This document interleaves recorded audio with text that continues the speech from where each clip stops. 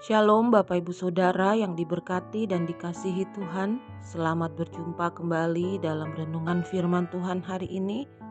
Mari kita berdoa bersama. Tuhan, kami bersyukur untuk anugerah-Mu sepanjang minggu ini. Hari ini kami kembali ada sebagaimana kami ada semua karena anugerah Tuhan. Terima kasih untuk anugerah-Mu Tuhan.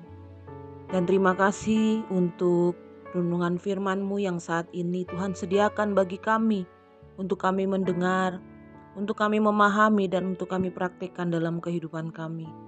Berkati renungan firman-Mu ya Roh Kudus, urapi kami. Hanya di dalam nama Tuhan Yesus kami berdoa, haleluya, amin. Renungan firman Tuhan hari ini, pengetahuan ilahi yang sempurna. Yohanes 2 ayat 24-25 menulis, Ia mengenal mereka semua dan karena tidak perlu seorang pun memberi kesaksian kepadanya tentang manusia, sebab Ia tahu apa yang ada di dalam hati manusia. Amin. Bapak Ibu Saudara yang dikasihi Tuhan, Tuhan mengetahui apa yang ada dalam hati manusia. Segala perbuatan manusia, jahat atau baik, sekalipun disembunyikan begitu rupa di hadapan manusia, tak satu pun lolos dari mata Tuhan.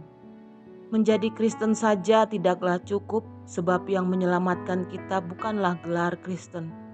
Walaupun mengaku Kristen, tapi bila kita tidak melakukan firman Tuhan, pengakuan itu tidak ada manfaatnya bagi kehidupan rohani kita.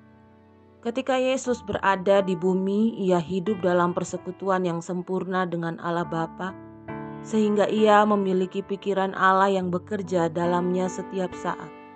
Oleh sebab itu, ketika orang-orang berkata tentangnya di dalam hati mereka, Yesus mengetahui pikiran mereka.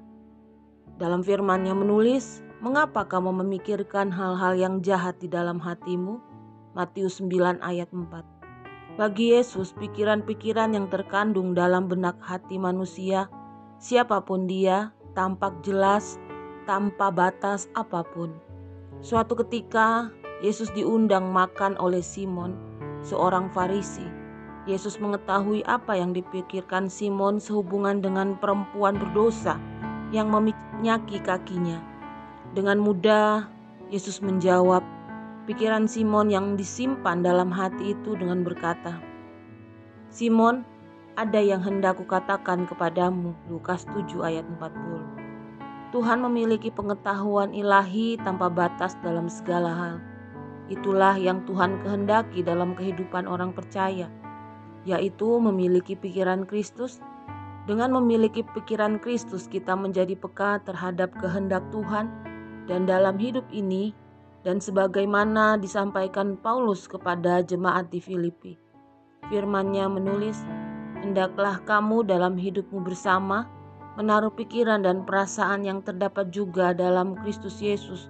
Filipi 2 ayat 5 menulis.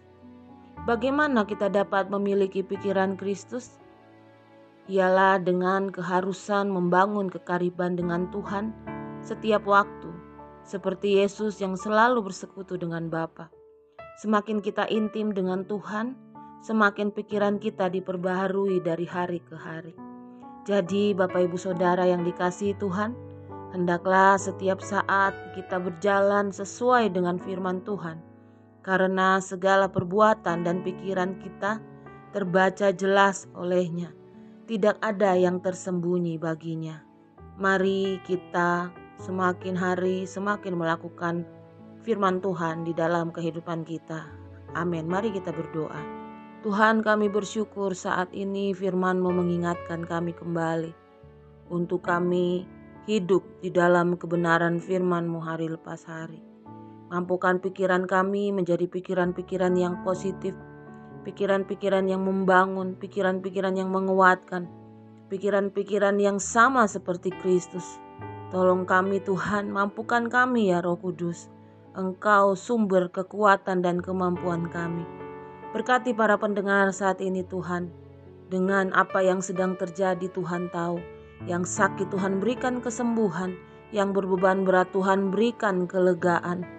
yang mengalami utang piutang, Tuhan campur tangan, berikan jalan keluar, berikan hikmat untuk dapat menyelesaikan.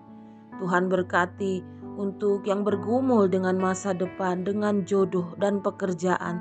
Tuhan, Engkau buka jalan di dalam nama Tuhan Yesus. Kami juga berdoa untuk bangsa dan negara kami, Tuhan. Engkau tahu apa yang terjadi di bangsa ini. Kami serahkan bangsa kami ke dalam tangan Tuhan. Tidak ada yang terlewatkan oleh Tuhan di dalam bangsa ini. Apapun yang Tuhan izinkan terjadi untuk bangsa ini, semuanya mendatangkan kebaikan. Kami mohon pulihkan bangsa kami. Hujan pertobatan terjadi di bangsa ini. Pemimpin kami diberikan hikmat, kebijaksanaan, roh takut akan Tuhan. Dan kemenangan terjadi, pemulihan terjadi, dan pemimpin-pemimpin kami mengenal Tuhan. Terima kasih Tuhan, berkat-Mu melimpah atas kami sepanjang hari ini, dan sukacita-Mu bagi kami. Di dalam nama Tuhan Yesus kami berdoa, haleluya, amin. Selamat beraktivitas, Tuhan Yesus memberkati kita semua dengan limpah hari ini, amin.